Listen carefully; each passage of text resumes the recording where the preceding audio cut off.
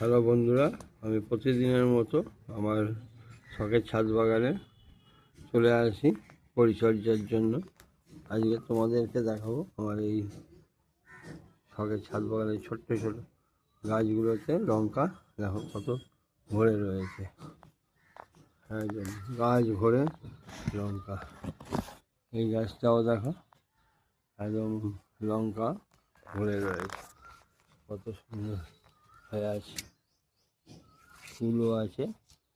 আর এদিকে দেখো এই গাছটাও কত লঙ্কা, গাছ ভরে লঙ্কা হয়ে আছে, ফুলও আছে। আর এখানে দেখো ছোট ছোট লঙ্কা গাছ আছে।